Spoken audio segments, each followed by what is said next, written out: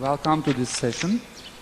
I would like to thank, first of all, my Pakistani colleagues because of their hospitality throughout the week, and also the Turkish Embassy for their hospitality.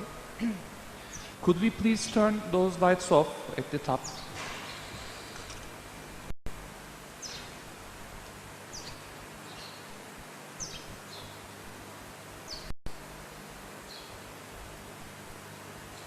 No, the top lights.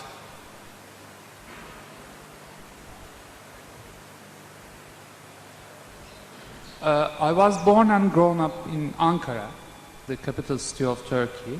I'm a graduate of Middle East Technical University. I was graduated in 1982.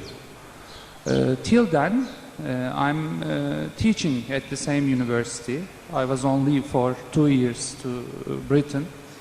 And I'm also trying to practice architecture. Actually, it is not a unique case when you are a full-time instructor. Of course, there are a lot of difficulties you face, you have to confront while practicing. So I have a limited number of work actually, and more than half are not realized. However, I believe that, education and practice are integrated, so I can't escape from practice in any way. This position of mine, I think, is very determinative on my architecture. Because as you all know, schools are like islands. They are isolated from the real life. They are open to utopias, new ideas. They are freed from the realities of their life. They are freed from the customers, regulations sometimes. So, there is a optimistic sense of freedom in the school. Whereas the conditions of reality is very harsh, and I don't want. The conditions of the reality is very hard. There are regulations. You have a client. They always want many things, sometimes contradictory to what you want. You have budget limitations, you have site limitations, you have workmanship, craftsmanship limitations, etc.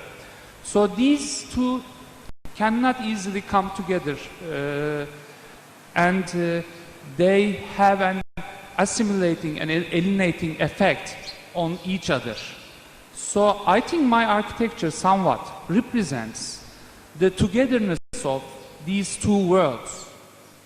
On one hand, the pessimism of an utopia, and on the other hand, the limitations of the reality. So I want to benefit from the positive sides of each ground while I'm practicing. Of course, with reference to the title of this meeting, this geography and nationality issues are quite underlined.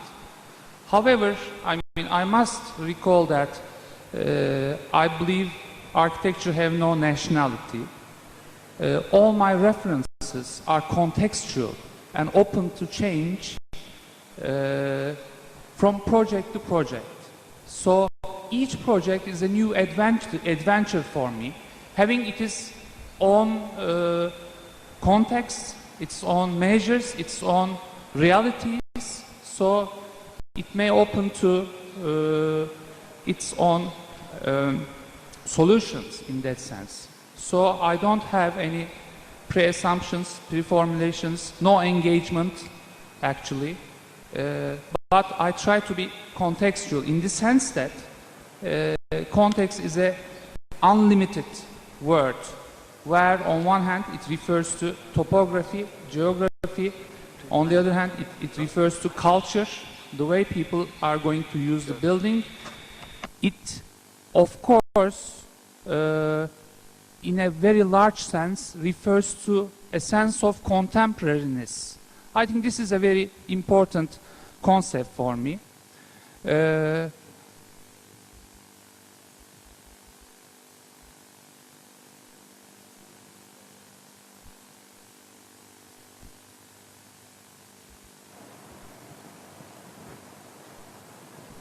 Okay. Can you hear me? Doesn't work.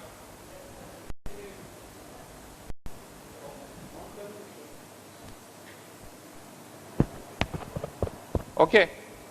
So you can hear me.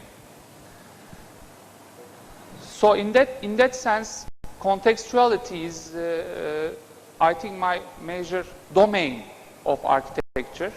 But I don't take the word context literally, in the sense that, as I say, with reference to each project, the way of the determinants may vary. Sometimes it is the surrounding environment, sometimes it is the topography, sometimes it is the climate, sometimes it is the client itself. In that sense, I see my work as experiments of architecture. I'm trying to learn, and in each project I'm trying to add up. So you should look at all these presentations within that reservation, first of all. And also, I think this presentation represents some part of my architecture, but I try to collect as variable as possible. Okay, next one. I start with my house, believing that my own house. An architect has a very limited excuse while designing his or her own house, since you are your own client. This is in Ankara, a new development site where single lots for the low-rise buildings are separated. It's about 400 square meters each. But the case is that each house is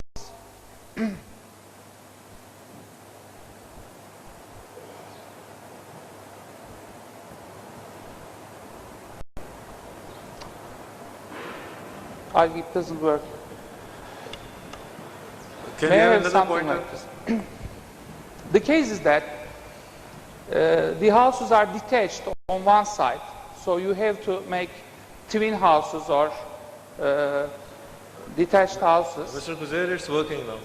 Huh? It's working now. The batteries are saying low. No, it's very... Yes, battery is low. Battery is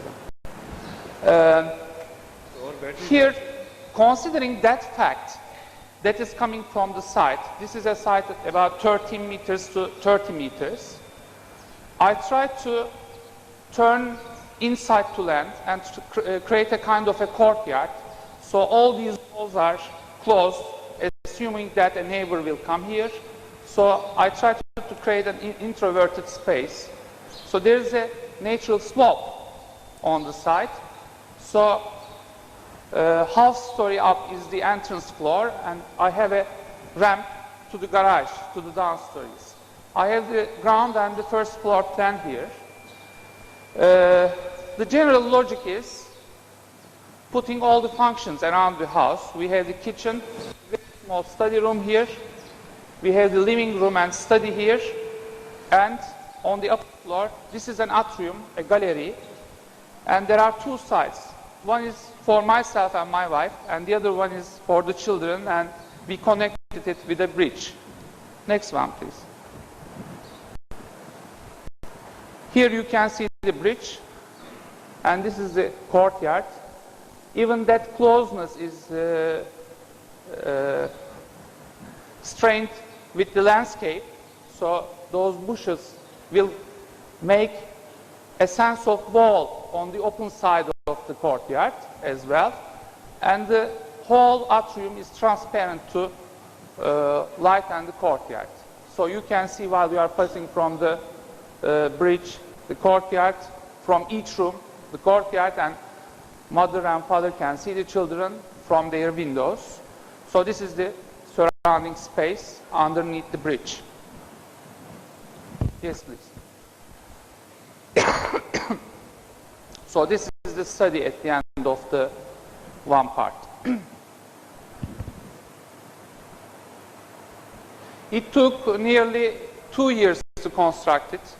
I didn't work continuously, but I mean, I had a chance to concentrate on each detail of the house.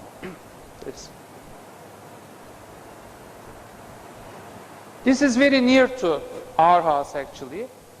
I did it for a fact.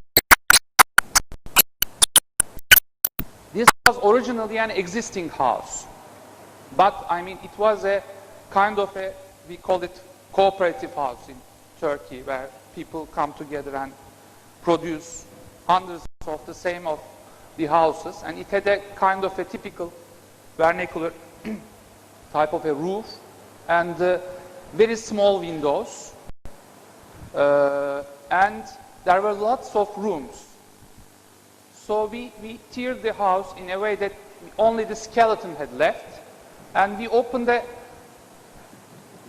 gallery. In that sense, that size, it was inevitable to provide a kind of a space flow, and the garage was underneath. So we changed it also. We put it to the entrance level, as you see over there, and then my friend wanted to have a swimming pool at the down basement area, and we realized the swimming pool, and we subtracted the rooms, tried to obtain an open space. It was not very easy because, I mean, there was an existing structural system, so a lot of effort needed to realize it. And we take the roof away and we put a new roof on it, which totally, I believe, transformed the language of the building, actually, to a modern one, because, I mean, sometimes it happens, and this was a very sensitive client, and he was concentrating on the architectural language of the house rather than the functions and the square meters, etc. So he said that he wants a modern house with having transparency and a kind of a space flow inside. So that is worked according to those principles. Yes, please. Staircase is designed afterwards. There's a blank wall in front of the staircase. Maybe go one back, please. Previous slide. Previous slide. Yes.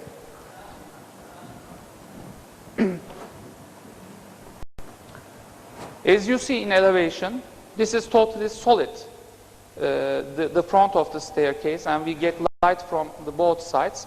And it is more or less the most closed facade of the building, because it is looking at the street, very near to the street, but the other facade is looking at the garden. So we opened as structure permits. Yes, the next one.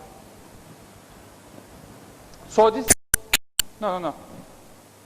This is the gallery we opened later on, and there is a kind of a visual contact everywhere in the house, and there's a fireplace, even it is transparent, and everything is white in the house, even the floor covering. So that's the wall at the back of the staircase, which is solid, giving a facade to the street. Yes, next please. So this is the master bedroom underneath the roof, and this is the swimming pool, which is made later on. And every ventilation and conditioning system had to be shown because we had a limited building height over there. Next, please. This is another house in the same region. I designed for a family of 4, 2 children and mother and father. It has only 4 rooms. It's quite a big house, but it has only 4 rooms because the children's rooms are arranged in this project as independent studios, let's say. So again, this street is very crowded. The house is as close as much possible to the street, and it is open to the back courtyard. Actually, it's a garden, but we made a high-rise wall at the end of the garden, so we tried to create a kind of a courtyard. Next, please. Here you see the entrance, and this is the back garden, and it has a certain roof, and again there's a small gallery connecting the living area to study area, and then the bedrooms. In this floor we have the parents' room and 1 children room, and on the roof you see the windows over there. We have a kind of a studio having on one side the bedroom and the other side the study, and connecting those a kind of a skylight, a kind of a living room for himself. Okay, next please. So this is the interior of the house. You see it is an introverted, but it's not like a courtyard because, I mean, it's a small light box, let's call. It is continuous on the top of the house, so we take light to the inside. And even it is open to the basement, so that basement is connected to the main living area. So the plan is organized centrally. So you see the back facade here. Next, please. This is not a realized house, actually. This is, again, for a friend of mine, a house at the countryside. And it's a quite big house, but they want to have a greenhouse inside the house and a swimming pool. So we connected these two. We give a view to the living area. And this part is for the services. They have a car park and the laundry and etc. So they have the main house here. They have the bedrooms. But only this part of the house is 2-story. This part is 1-story. And his wife was a painter. So we have a tower here. The view around the house is very beautiful. So we have a painting terrace on the right side up. So they go up, and in the middle level we have a guest room here, and the upper floor it's a painting terrace and the atelier. So this is open to, again, this side of the house is totally blank, and this is totally transparent. And in this part of the greenhouse and the swimming pool, we have a lightning on the top. Next, please. This is again a not realized house, but it is about to be realized soon, I hope. This is in the outskirts of Ankara, and again we started with a wall. We wanted a certain privacy, so there's a very thick stone wall on one side of the house, so everything is attached to that wall. And there is another, this is a load-bearing construction system, different than the others. So we have a narrow rectangle over there, having all the service areas and the rooms, and we don't actually construct the area in between, but we make use of these 2 thick walls, and we just put certain elements onto those walls, so we close this area. But the idea is creating a kind of a transparent garden which is continuous from one side of the house to the other side. there is a narrow swimming pool and also an interior courtyard where all the living spaces organized around it in this one. So most of the out elevations are very massive, as you see, closed with a wall, and then the other two narrow elevations are transparent as much as possible, and in this section even it is transparent, and there is the courtyard and the main staircase goes up from the courtyard. So we only have these dotted study areas on the upper floor and 3 bedrooms. Next one, please.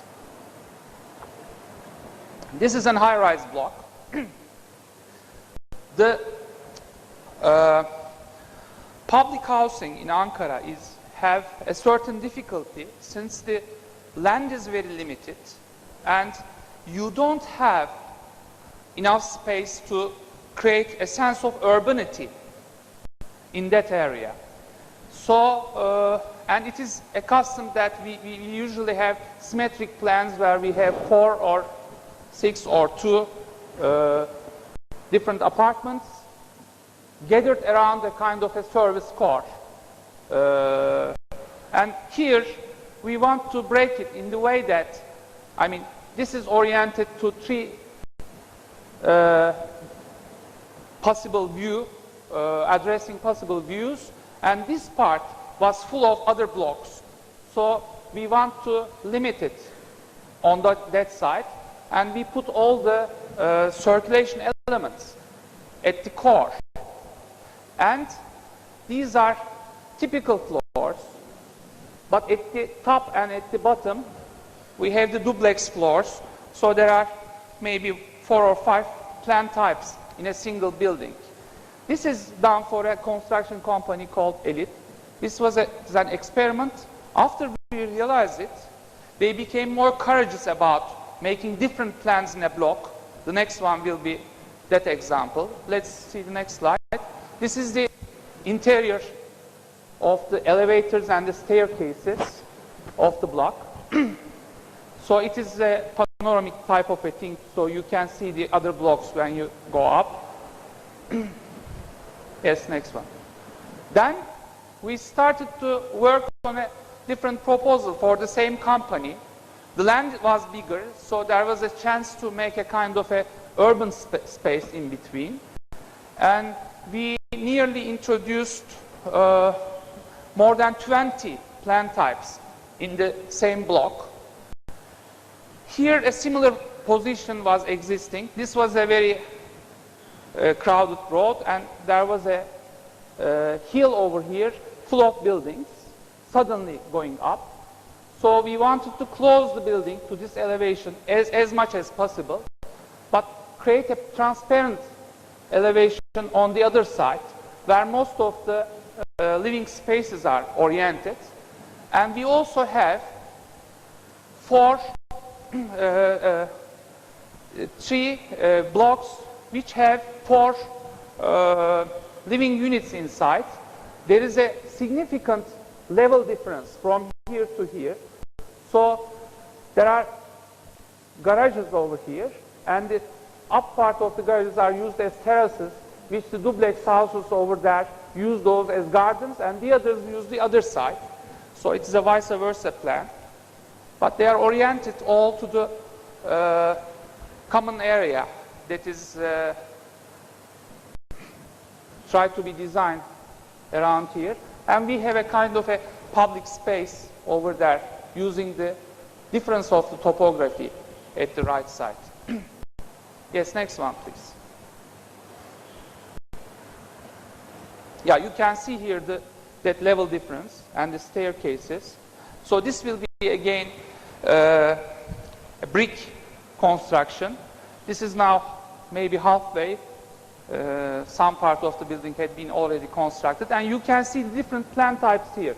These are the studios, and these are the duplex houses, two-story houses, And on the roof also there are two-story houses. And in between we have the typical floor houses, but they also differ throughout the layer. So maybe we can see the plans. Next. So you can see here on the same structure how the plans differ. So this is the ground floor, these are the ground floor plans. You enter the ground floor houses directly from the outside, so you don't use the core. That means those small gardens are like private gardens on the top of the, ground level. So they have a upper floor, on the top you see 3 bedrooms and 2 bathrooms. There's a living room and kitchen, and it's opening to the garden over there.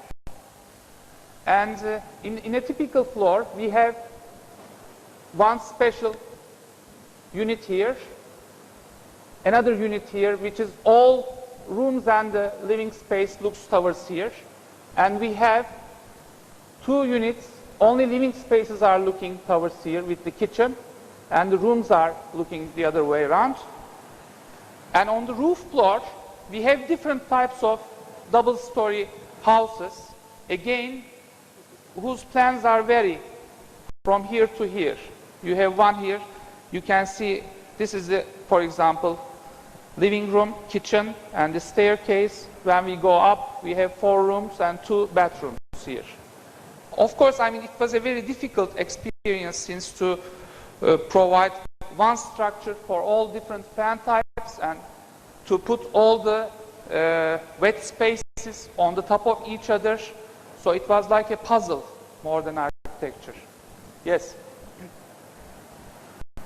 Actually, such a trial, collecting a lot of different plan types in one single building, had been started with this building. This is an old work, but it's constructed later on. So it was kind of a Lego type of a building, which we have 4 partitions and a service element here.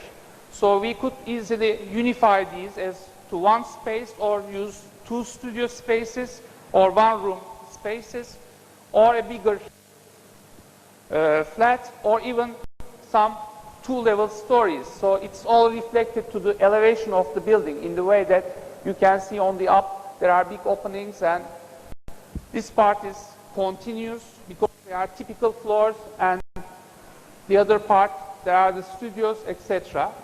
So it is very, actually it started with an idea like this, as you all know. We wanted to open the building towards to the other axis, because I mean there's a marvelous view from that part to the city, but we couldn't manage to realize it because of certain limitations, and then we ended up with a plan like that. All these examples are in Ankara. Yes, next please. This is an office building again. So that difference within the facades is a continuous structure. This is a software house, so they want very limited daylight. What we did in the section, we provide very narrow continuous windows throughout the 3 elevations, and we made one elevation totally transparent, in the sense that it was continued with an atrium over here, and even that atrium was sunken to ground floor, and around it there was a lot of space to arrange both the services and the office spaces, etc.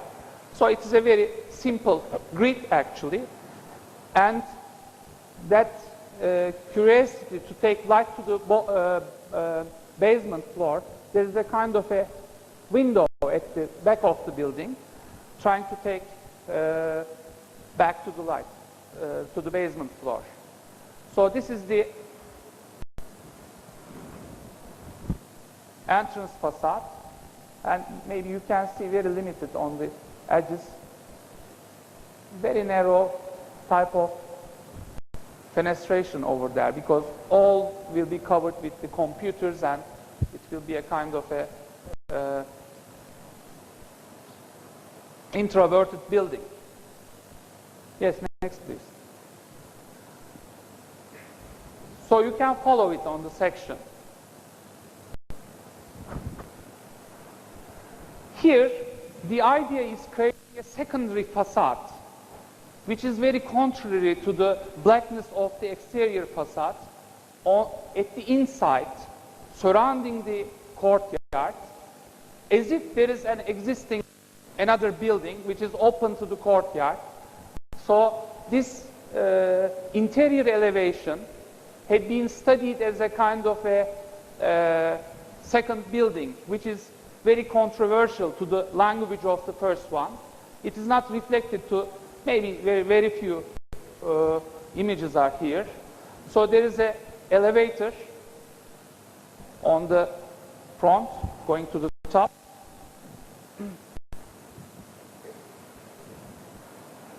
Yes. Okay. This is actually a quite big project. It is under construction now. They are going very fast. This is an education complex in Gölbaşı area, which is a little bit outskirts of the Ankara. So all the surrounding parts are deserted. In that sense, the topography was the most powerful reference for this building. And this is a special area which has special codes because of the lake. So you cannot make as high as you like. You cannot do anything you like. So there are certain limitations. But on the other hand, in the program, in the brief, we had to put a swimming pool, a closed swimming pool, and a sports hall. So we try to dig those two big masses into the ground and make a kind of a continuation of the topography by their roots.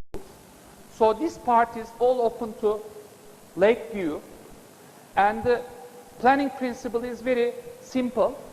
We have an atrium, a continuous atrium on the center, and on one side we have all the educational bodies starting from kindergarten to lycée, special college, and at the end of each block we have the amphitheaters for the bigger classrooms, and in these we have the atriums inside again, whereas this white zone through is the service zone where we gathered all the fire staircases, WCs, and some of the tutor rooms, etc. And throughout this atrium we have a kind of a staircase system coming down to this level, from that level to this level. There's a 12-meter height difference between entering from up and down, and then it is always open to this outdoor spaces, and that is the administration on the right, and this is the main restaurant complex where it has a view also of the lake. So actually this inner street, let me call it, with the light and the stairs, is also works as a kind of a common gathering space, a closed break area, an amphitheater by the staircases. Unfortunately, I don't have the images from the inside, but it is a plurality of, let's say, giving chance to plurality of functions at a time.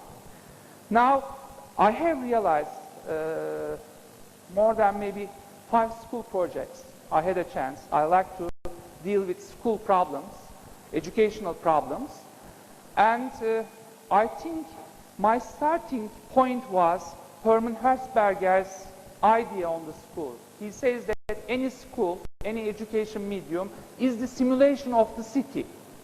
So children would interact in the way that in whatever they do in the real life, they should experience in the school. So it is a kind of a simulation of an urban medium. So in each of my school projects, I wanted to emphasize the common areas in an exaggerated way, because I believe that children learn in the, while they interact with each other more than they learn in the classroom. So this has a major, this measures space as the main organizing space of the school. So the size and the program is handled like that. Next one, please. This is an earlier example. This is in the northern side of Turkey again, Giresun. It's a very rainy region. So, I mean, you have to maybe lot of closed spaces. And it is a, as you know, North Sea comes like that, and it goes through a very deep topography, a mountain edge. So the idea in this school complex, it is a very similar program, the other one, having all the facilities, sports hall and restaurants, and from kindergarten to high school, lot of different education groups and age groups. This separation is very important. So the main idea is designing a plane which is more or less parallel to the slope of the site, and then between that, okay, thank you very much, and then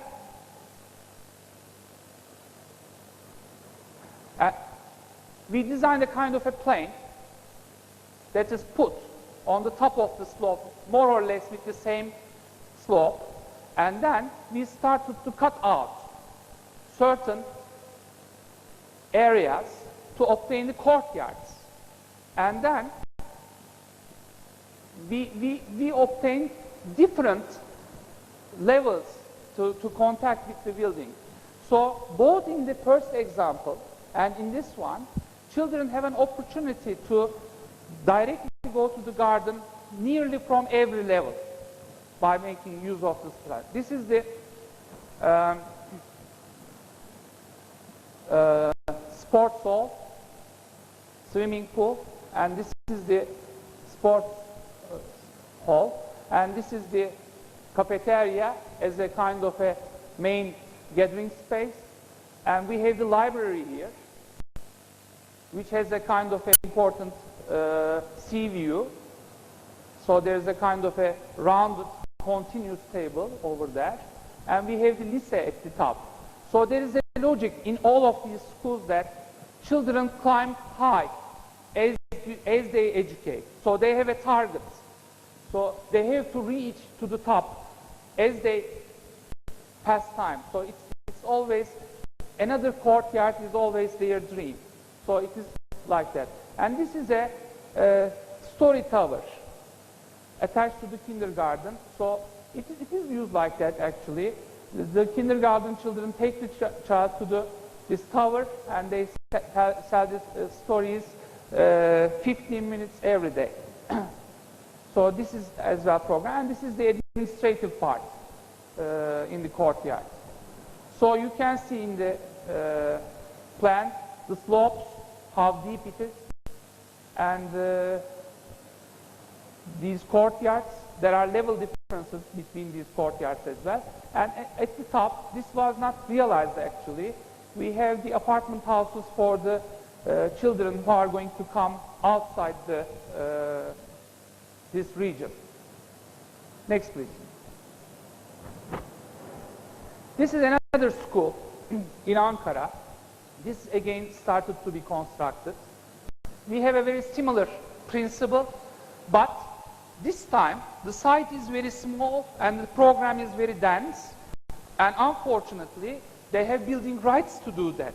I mean, because there's a certain building ratio that you have to limit yourself, but here in this region it is quite central, so they have a building right. So what we did again is to start from the upper part of, there's a slope again, 9 meters level difference between this side and the other side.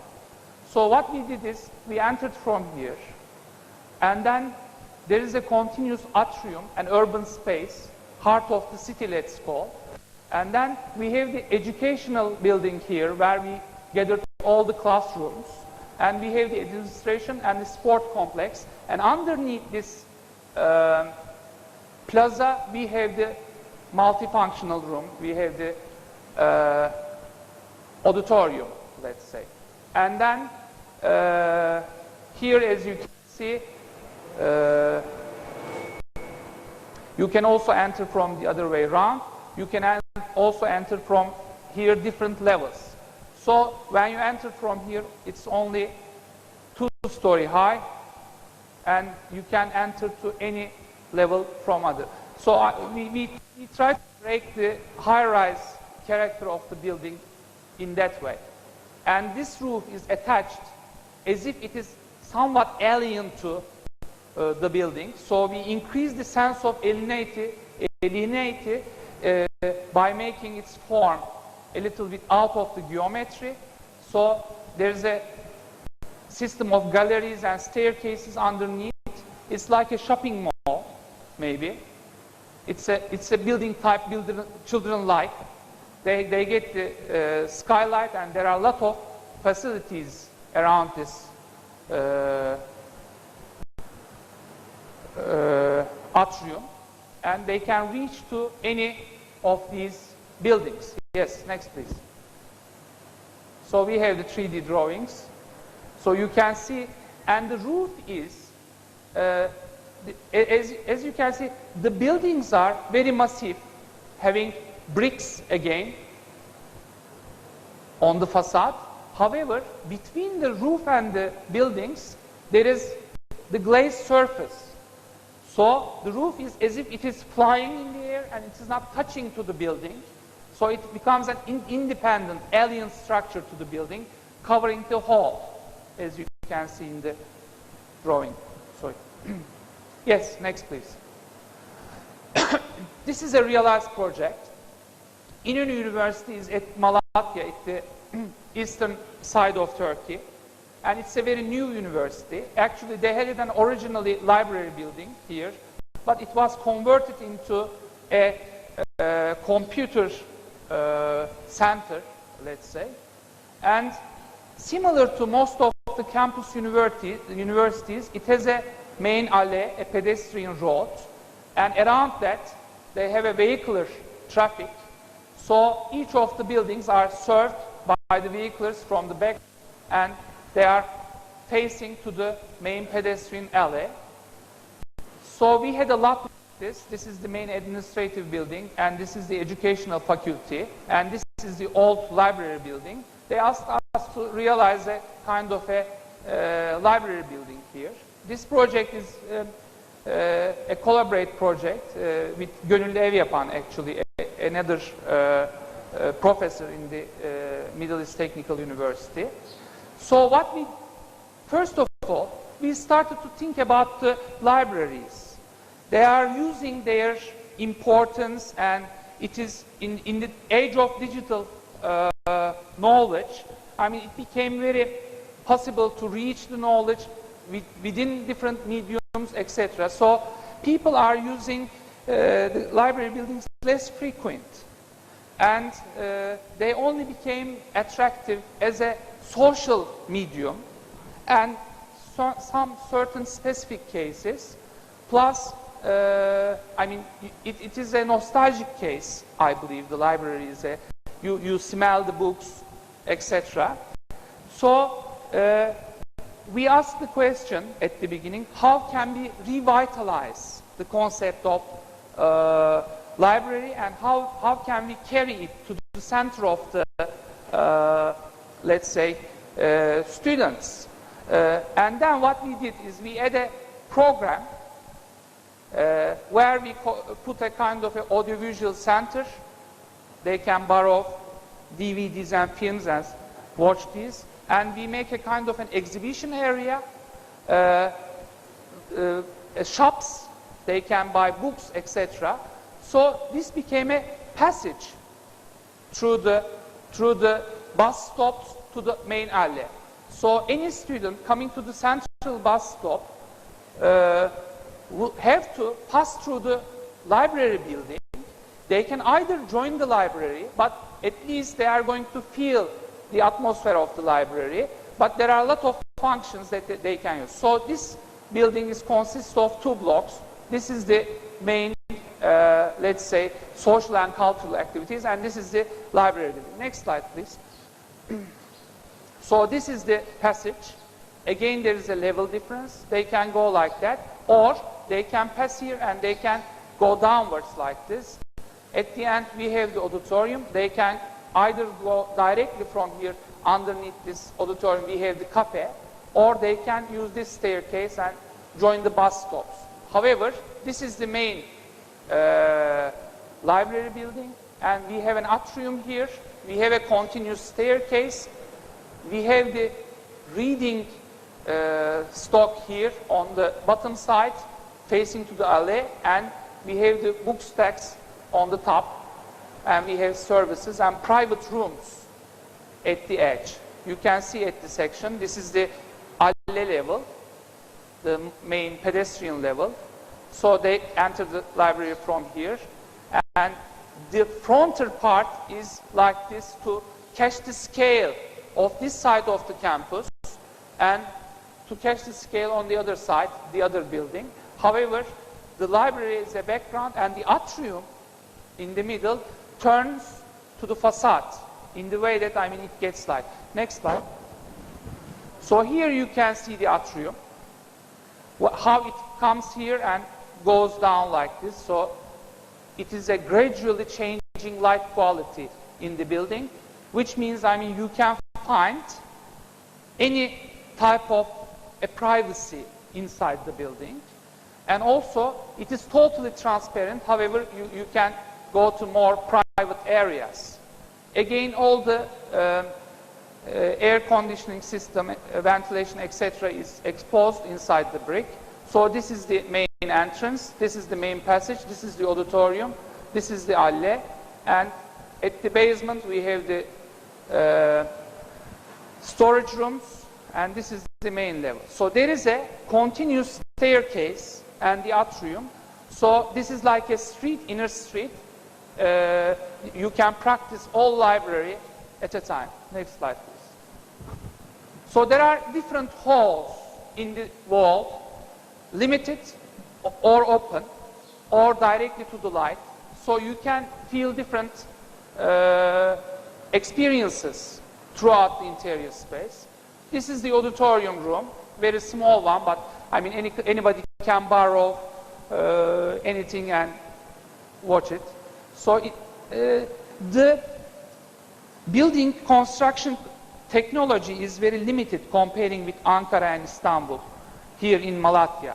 So we had to think every detail as simple as possible that you can produce in Malatya. So we didn't hesitate to show anything which is, for example, constructive and structural. So, I mean, in the starting images of this library, we had a very transparent type of a staircase. Then we canceled it, and we decided to make a masonry staircase going like that because they feel themselves happy within that workmanship. Next, please. So you can see the building in the campus. This is the back side. So it is more or less closed. This passage only is transparent, calling people into itself. So now it's completed, I think, this road. So people can move towards here to the building. Next one. This is again another project in Malatya. After we realized the library, they liked the library. So they asked us to make a kind of a research center where there will be certain laboratories inside. So we have a meeting room over here. It is again a slopey area. And these are the laboratories and these are the staff rooms over here. So this part is like that. This has 2 levels. Again, researchers' rooms and the laboratories. Researchers' rooms and the laboratories. And in between these, we have the courtyards. So sunlight is a very important problem. We have these sun breakers adjust to the building later on with very easy steel details. And there is a repetitive pattern of chimneys in the laboratory building, which makes the language of the building in that way. Okay. So now I have few projects in the urban sense. This was a competition project which is not, of course, realized. Even I didn't handle it to the jury. This is the Izmir area of Ankara and western in the Aegean coast. So there was a slump area in the harbor area where they asked for a regeneration project. So next slide, please. What we proposed is a mega structure. You can see the ordinary building scale here. So this was a kind of a building which was housing a district inside. So every function was underneath this roof. This idea later, I mean, this is just a maybe utopian idea, but this idea later finds root on some of my projects and designs where to cover everything underneath one single roof and making independent buildings inside. Next, please. Unfortunately, I don't have much images of this project. This is an old project. In 1986, we won a competition for the historical district of Ankara, Ulus. So this is the only unique example that an August temple, an old temple, and a mosque is coming adjacent to each other like this. They are touching to each other. So this is a very important area, surrounded with all historic buildings. And then they asked us to redesign all this area and regenerate. So what we did actually is to propose a kind of a wall, because there is an existing Byzantine wall here, and it's ruins actually. So this building is the continuation of that wall in a way where you don't feel it from the mosque, and it's a terrace, but there's a height difference here.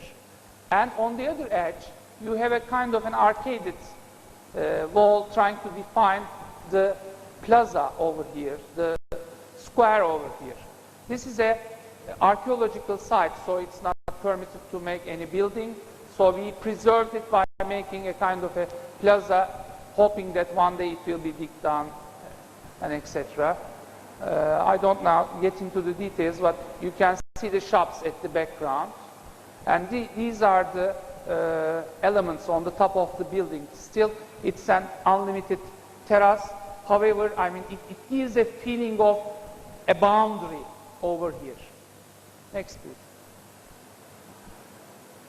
This is again a competition project we realized for the Panonos Beach. That idea of making an independent roof and independent buildings had started to continue. So especially the climate is very hot in this region. So what we did is we designed an independent shelter, and every programmatic element came as an urban issue underneath this. Next, please. This is again a competition project, museum for the cinema industry.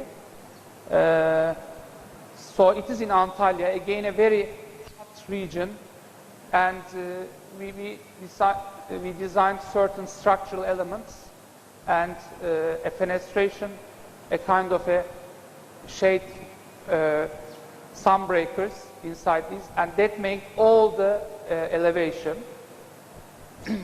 So inside this you can see the dynamic of the all elevation. Yes, next.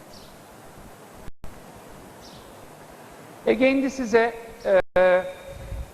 unrealized project. This is for Samsung, and here this Bandırma ship is very important important that it brought Atatürk to Samsun as the starting of the freedom war in Turkey. So it symbolizes, it has a symbolic value. So they restored the ship in the way that it was turned into a kind of a museum, but they want to add a kind of a art center type of a thing to make this area lovely. And we hesitated to do anything here because, I mean, the site is open to the sea and the ship is very valuable. So we decided to dig building into the ground. Only the roof is making a very slight inclination that even you can feel the roof as the continuation of the landscape and you can climb up to the roof. So underneath this, on the level of the ship, we arranged everything. We have a glazed surface here, a cone where the central staircase, it's finished now, is situated. So this is the part. We have a memorial wall here. It leads to the ship, and this circle is continued within the sea. And then this is the museum. You enter downwards from here. You can see the sea, and it goes. We couldn't realize this, but next please. We are working on a project that is an irritating, let me call it, a very exciting, but I mean it's a very difficult project. A gate symbolizing the Atatürk's entrance to the Turkey, a memorial, a sculptural system. This is the very rough and preliminary drawings of it. Let's say the concept of it, not the real drawings. But Samsun is something like an amphitheater. And what we propose here is a kind of a glazed structure which will make a kind of a light box all through the night. And we have the elevators, only the elevators on the legs, and we have a kind of a restaurant or view terrace on the top. This is a project we are working on. I don't know whether it will be realized or not. Thank you very much.